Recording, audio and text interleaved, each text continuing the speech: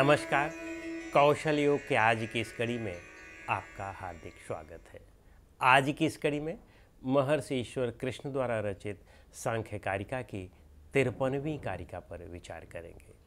इस कारिका में महर्षि कहते हैं, अष्ट विकल्पो दैवस्तैर्यज्ञो न पंचधा भवति मानुषश्चैकविधः समाश्रितो भौतिकः सर्गः।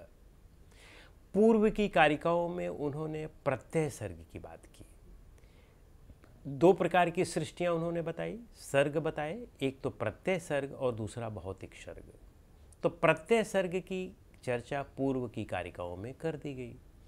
अब वे इस कारिका में भौतिक सृष्टि की चर्चा कर रहे हैं, भौतिक सर्ग की चर्चा कर रहे हैं। तो कहते क्या है कि अष्ट विकल्पो दैवस, यानी अष्ट विकल्पों यानी 8 प्रकार की है दैव सृष्टि, यानी जो भौतिक सृष्टि को भी इन्होंने अब 3 प्रकार के बताया। तो कह रहे हैं कि पहली दैव सृष्टि है, जो भौतिक सृष्टि में जो पहली सृष्टि है वह दैव सृष्टि है और उसको अष्ट विकल्पों 8 प्रकार की बता रहे हैं।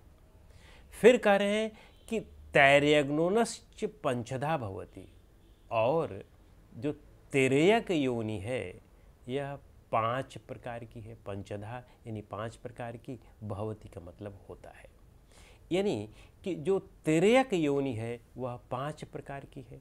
तो पहली लाइन में उन्होंने कहा कि दैव योनि 8 प्रकार की है और तिर्यक योनि 5 प्रकार की है।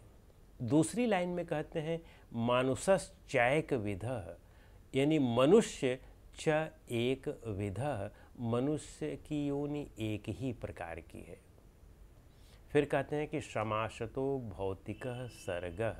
समासतो का मतलब संक्षेप में यही भौतिक सर्ग है, यानी भौतिक सृष्टि है। तो आइए अब हम लोग इसको और अच्छी तरह से समझने का प्रयास करें।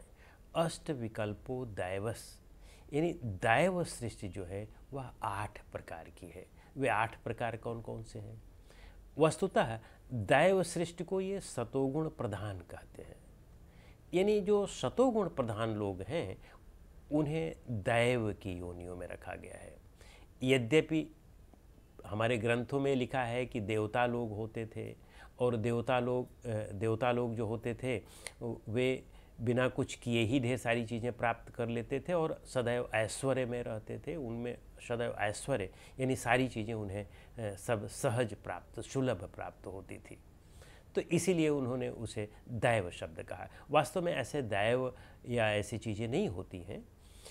वस्तुतः वे व्यक्ति, वे लोग जो जिनमें सतोगुण की प्रधानता होती है, जिनमें अच्छे गुणों की प्रधानता होती है, दैवीय गुणों की प्रधानता होती है, स्वाभाविक सी बात है कि वे सुखी होते हैं। तो इसलिए उन्होंने यहाँ पर ये कहा कि ये 8 प्रकार के होते हैं। अब वो 8 प्रकार कौन कौन से हैं? पहला ब्राह्म लोक हुआ, ब्राह्म योनि हुई, जो दैव योनि में पहला भाग ब्राह्म योनि की हो गई। दूसरा प्रजापति की योनि हो गई।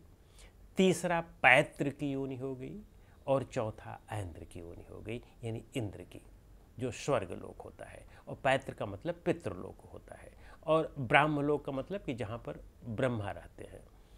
तो इस तरह से इन 4 प्रकार की योनियाँ ये हो गई। फिर उसके बाद 4 और हैं, वे कौन कौन सी हैं? उन 4 में वे कहते हैं कि पहला गंधर्व योनि, जहाँ गंधर्व लोग रहते हैं। दूसरा यक्ष योनि, जहाँ यक्ष रहते हैं।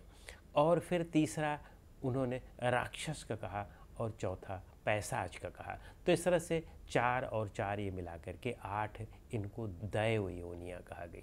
यानी दैव योनियों में भी राक्षस आदि, पिशाच आदि, यक्ष आदि ये दैव योनि में ही आते हैं।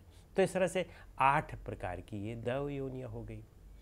अब वो कहते हैं तिर्यक योनि 5 प्रकार की होती है। तैर्यग्नोनश्च पंचधा भवति, पंचधा का मतलब 5, भवति का मतलब होता है। ये 5 प्रकार की होती हैं। तो वे 5 प्रकार की कौन कौन सी हैं? इस तिर्यक योनि में तमोगुणी जीव होते हैं। यद्यपि मनुष्य में भी कुछ लोग ऐसे होते हैं जो बहुत तमोगुणी होते हैं, लेकिन उनमें अन्य गुण भी होते हैं। जैसे रजोगुण और शतोगुण, वे बेसिकली डॉर्मेंट रूप में रहते हैं, सुषुप्त रूप में रहते हैं। वैसे तो हर एक कण में तीनों गुण होते हैं, लेकिन मनुष्य में रजोगुण और शतोगुण भी रहते हैं कुछ मात्रा में। यहाँ पर तिर्यक योनि में वे उन पांचों को ले रहे हैं। जैसे पहला पशु हो गया, जो पशु लोग हैं जैसे हाथी है, घोड़ा है, गाय है, बकरी है, भैंस है, ये सब पशु योनि में हो गए। तो इनमें तमोगुण की प्रबलता है, बहुत अधिकता है। फिर दूसरा इसी में है, चूँकि 5 भागों में बांटा है, तो पहला पशु हो गए, दूसरा पक्षी हो गए जिनमें पंख होता है, जैसे कौवा हो गया, गौरैया हो गई, बाज हो गया, ये सब पक्षी है। कबूतर हो गया, ये सब पक्षी है। तो इन पक्षियों की भी एक योनि हो गई, तो पशु पक्षी हो गए। और तीसरा मृग हो गए। मृग तो वैसे हिरन को कहते हैं, लेकिन यहाँ पर मृग का मतलब जंगली जानवर। जैसे गाय भी जो जंगल में रहती है तो उसे हम मृग की श्रेणी में लाएंगे। शेर है, चीता है, ये सब मृग की श्रेणी में आते हैं। और फिर इसके बाद चौथा सरीसृप है। सरीसृप का मतलब जो सरकने वाले हैं, जैसे सांप है, तो ये सब बिच्छू है, ये सब सरकने वाले प्राणी हैं, तो इसलिए इन्हें सरीसृप कहा गया है।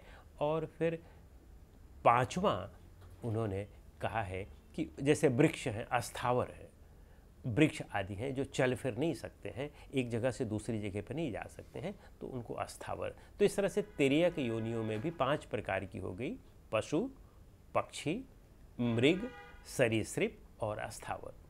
अब अगली लाइन में कहते हैं मानुषश्चैक विधा, यानी मनुष्यस च एक विधा, च का मतलब और, एक का मतलब एक, विधा का मतलब प्रकार। मनुष्य के एक ही प्रकार होते हैं।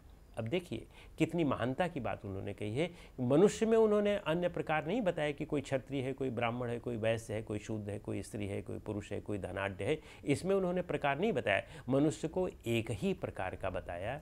यानी वहाँ पर कहीं कोई विषमता या असमानता उन ऋषियों में नहीं थी। कहने का मतलब मनुष्य एक ही प्रकार का होता है, और मनुष्य में सतोगुण, तमोगुण और रजोगुण तीनों की प्रधानता होती है। तो तीनों गुण इसमें होते हैं, तो इसलिए उन्होंने मनुष्य को एक ही प्रकार में बांट दिया। और फिर कह दिया कि समासतो भौतिकः सर्गः, संक्षेप में यही भौतिक सृष्टि है। तो कहने का मतलब कि कुल संक्षेप में अगर इस बात को हम कहें तो कह रहे हैं कि भौतिक सृष्टि के 3 भाग हैं। सबसे पहला दैव योनि, दूसरा तिर्यक योनि और तीसरा मनुष्य योनि। दैव योनि में 8 भाग हैं। सबसे पहले ब्रह्म, फिर प्रजापति, पैत्र, इंद्र, गंधर्व, राक्षस, यक्ष और पिशाच, ये 8 योनियाँ हो गई। और फिर जो दूसरी योनि है, दूसरी जो तिर्यक योनि है, तिर्यक योनि में उन्होंने उनको 5 भागों में बांटा। कौन कौन से हैं? पशु, पक्षी, मृग, सरीसृप और अस्थावर। और मनुष्य को 1 भाग में बांटा, तो यानी 1 प्रकार का मनुष्य है। तो इस तरह से कुल मिलाकर के 14 योनियाँ हुई। लेकिन उन 14 योनियाँ, उनके जो मुख्य हैं, पहला दैव योनि वह 8 प्रकार की है, और दूसरा तिर्यक योनि 5 प्रकार की है, और मनुष्य योनि 1 प्रकार की है। तो इस तरह से कुल मिलाकर के भौतिक सर्ग को उन्होंने 3 भागों में विभक्त कर दिया और उसकी व्याख्या अच्छी तरह से प्रस्तुत कर दी। तो इस तरह से इस कारिका के विषय में इतना ही। अगली कारिका के लिए हम लोग अगली कड़ी में मिलते हैं। नमस्कार।